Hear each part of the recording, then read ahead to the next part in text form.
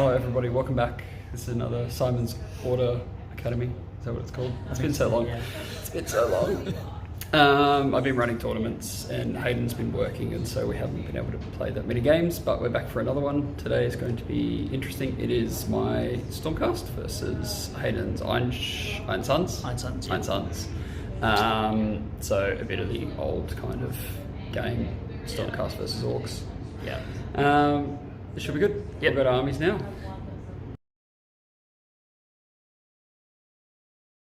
Alright, so overview. This is the entire army. Let's go from left to right. What do we got here? So we got Maw Crusher. Yep. He's the general. He's got the Ironsunz Right Fist of Drakbad. He's also got the... Which does what? CP at the start of the game. Yep. Or free CP at the start of the game.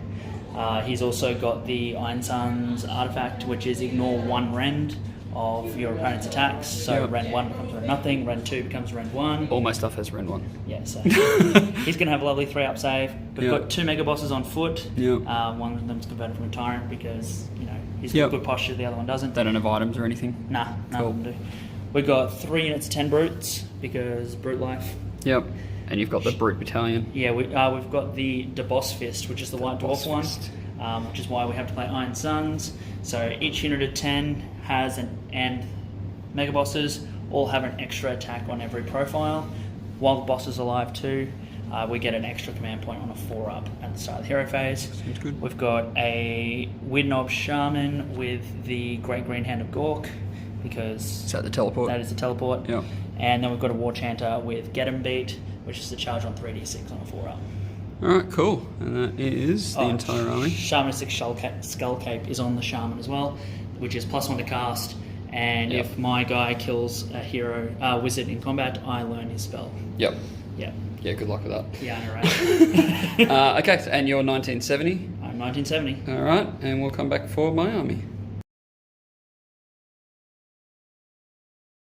Right, so this is my Stormcast Eternals army. Don't let the colours distract you. They're not anvils. They are, for this battle, Celestial Vindicators. We've got 4 heroes to begin with. On the left, we've got a Vexilla. He's only there because I only own 2 ballistas. I want 3, but he's a stand-in for that. The Castellan is a stand-in for a Lord Celestant, because I need a Lord Celestant. And then I've got an Incantor, and Beric the Indomitable is my Lord Ordinator. So 4 heroes he's required because I am taking the Skyborn Slayers. So we'll go over here. As you can see, there are, well, basically most of this is in Skyborn Slayers. So we've got 2 units of 10 Judicators with the Shockbow General. Then we've got 2 units of 5 Liberators with Great Hammer, whatever it's called.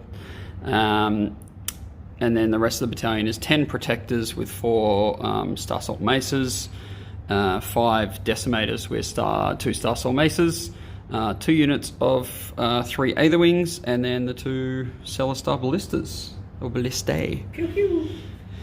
Yeah, so look, why don't we just zoom out using the camera? Here we go. So that's the entire army. I'm also 1970 points, so no one is going to get a triumph. So my battalion is Lord Celestin, the 4 battle line, the Protectors, and the Decimators. What that gives me is the ability to deep strike 5 inches away. So I put the Lord Celestin down, and then everything else can deploy wholly within 12 of him, but can also be 5 inches away from the opponent. Spicy. So it's pretty good. The Celestial Vindicators command ability is that I get to give them +1 attack to a unit, and you can't stack it as per the FAQ. I thought you could, but FAQs ruin all the fun. Except if it was the winter FAQ, which didn't ruin anything because it didn't contain anything. And then, yeah, not better. And then finally, the Celestial Vindicators command, well, the Allegiance ability is reroll 1s on the charge. So the plan is get these guys into something. There's only 10 of them. They're pretty shit, but it's more of a fun list, and Hayden's is a bit more of a fun list than a competitive list. So we thought we'd do this and see how it goes. So we'll come back and we'll show you the battlefield.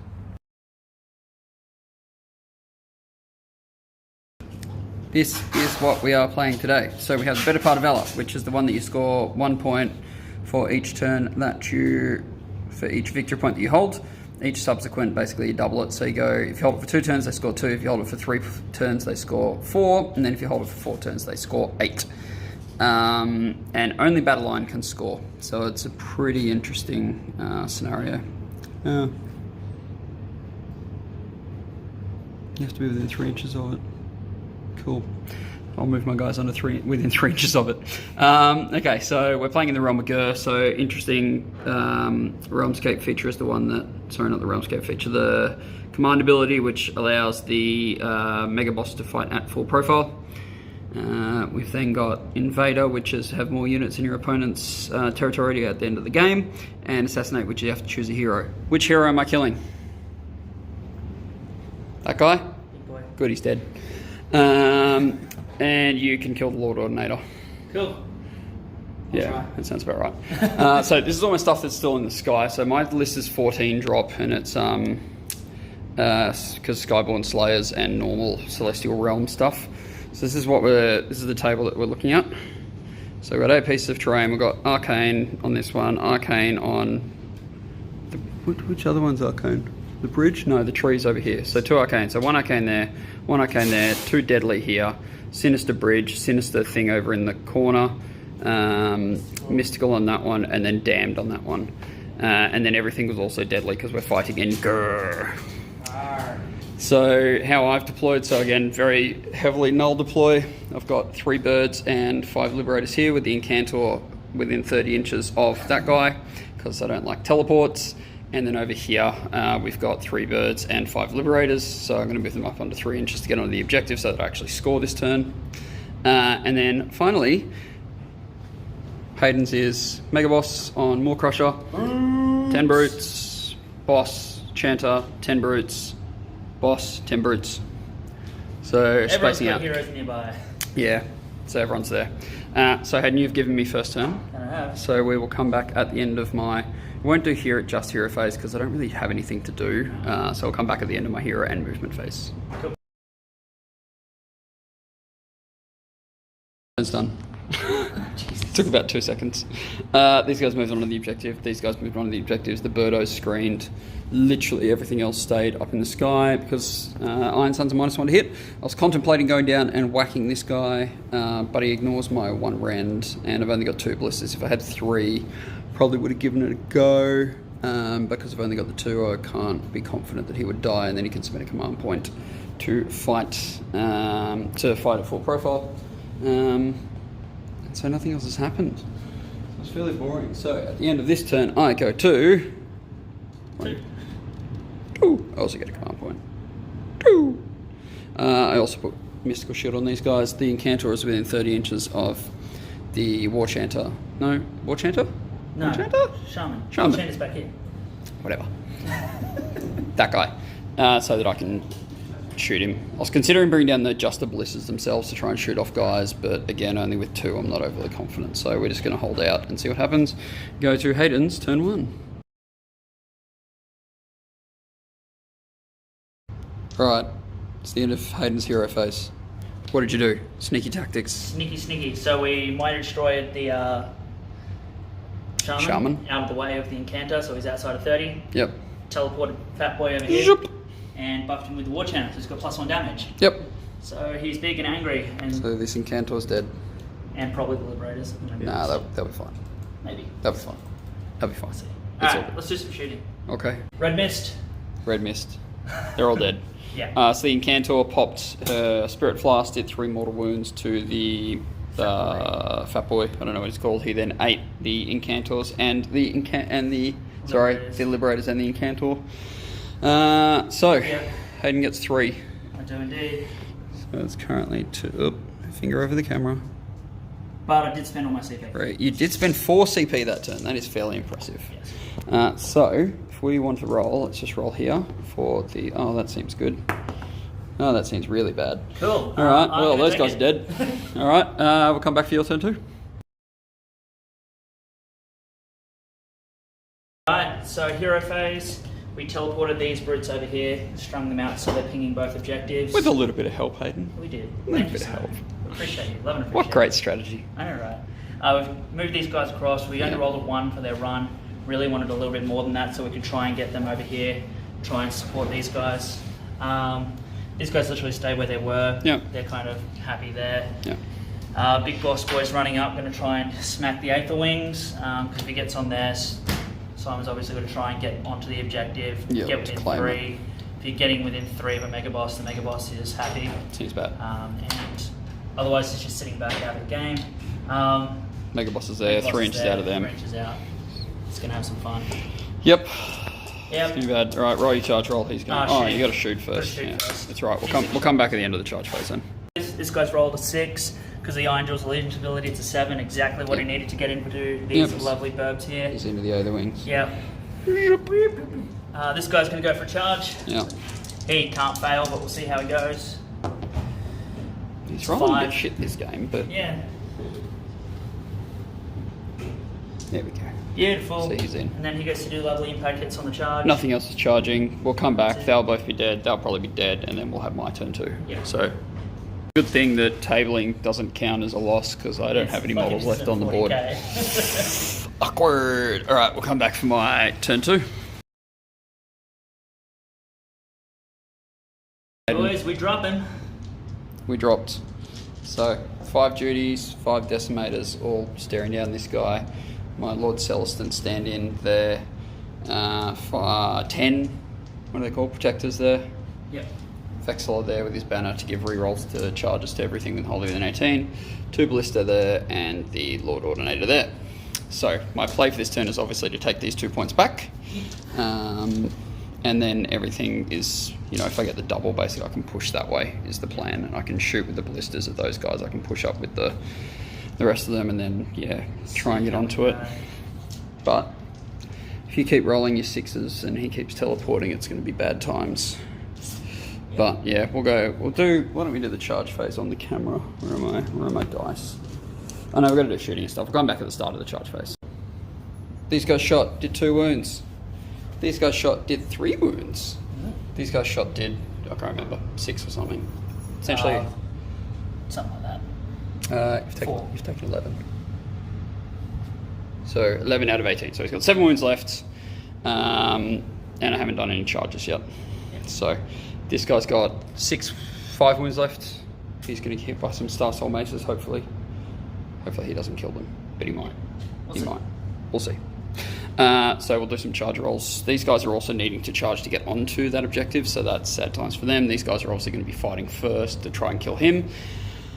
And then I've just got to weather, because I don't smash and bash, so I've got to weather the fight from him back into them. And yeah. See how we go? We'll come back at the end of the charge phase so that everyone can see what got in. Could be toy. Could be toy. Alright, so this guy's actually really helpful in re-rolling charges. Yeah, because he failed like 4 of them. No, I failed. What did I fail? I failed the decimators for sure because they rolled a double 1. And then I failed them, so I did fail 2. So if I didn't have him, I'd be spending my last 2 command points and I'd be on 0. So all these guys got in. These guys got a 5-inch charge. The intent is to pile them onto that objective once he's dead to claim that this turn. These guys obviously got in. They like big things. He has 7 wounds left, so hopefully we can kill him. I've got 4 Star Soul Maces that should just remove him on their own.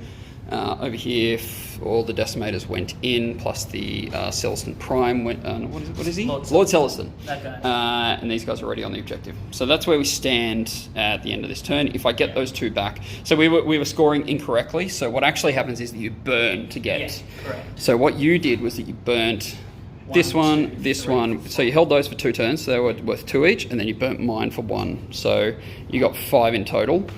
So it's currently actually 5-0, and obviously with any chance of winning this, I've got to hold these basically for the rest of the game. He's still got that one as well. And because all the birds battle line. Yeah. So that's a big shortfalling on my list, is that I only have 4 battle line. They're all 5 liberators. Well, 2 by 5 liberators, 2 by 5 judicators. That's why they had to charge to get onto the objective. So we're going to go into the combat phase, and then we'll come back when everything is said and done. Oh, they're dead. So he died. Yeah. He died. This guy didn't die to Star Soul Maces. He almost did, but then he lived through it all, and then he got stabbed by stabby boys with 4 attacks each. These guys consolidated, moved on to the objective, so I've claimed that for this turn. These guys have done nothing. These guys have done nothing. They've just stayed there. And the decimators obviously moved on. One guy took 2 wounds, so he's got 1 wound left. And that's about it. So, Hayden, let's roll turn 3 priority. The 2 seems bad. You get it. Over to you for turn 3.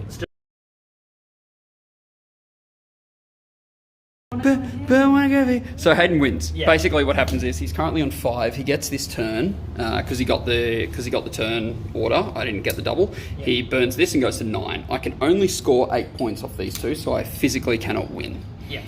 But what we're going to do is that we're going to play as if I got the double turn, see if I can do anything. So at this point, we're calling it in Hayden's favour. It is a win to the Orruks. Yeah, Green Boys destruction meta. Yeah, I got my secondary because I killed him.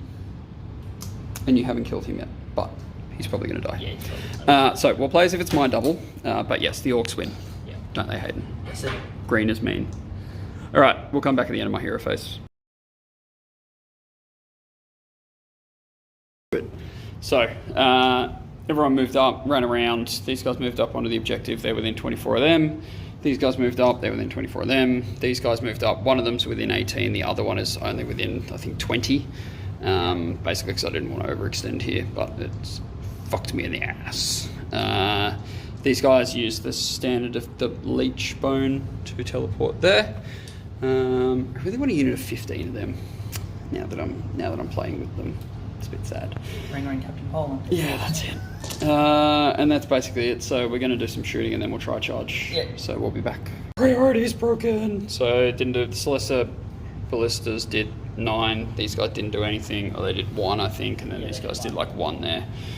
So we just need a 9 with a reroll. We'll just roll it in the middle here so that everyone can see. 9 with a reroll. That is an 8. So I reroll it with the CP, and that is another 8. So these guys die. They die. You still control the objective. Your turn. You win anyway. So it's a double win. Good game, Hayden. Thanks, sir. In the wash-up, obviously this scenario absolutely butt-fucked me. Yeah, if you didn't put the Liberators down and cut the Liberators up, it's killing the Liberators on turn 1. Yeah, so that was the problem that I didn't read the scenario properly. Because I thought it was just you get points. I didn't know you could burn it, so that's my bad. Yeah, neither did I.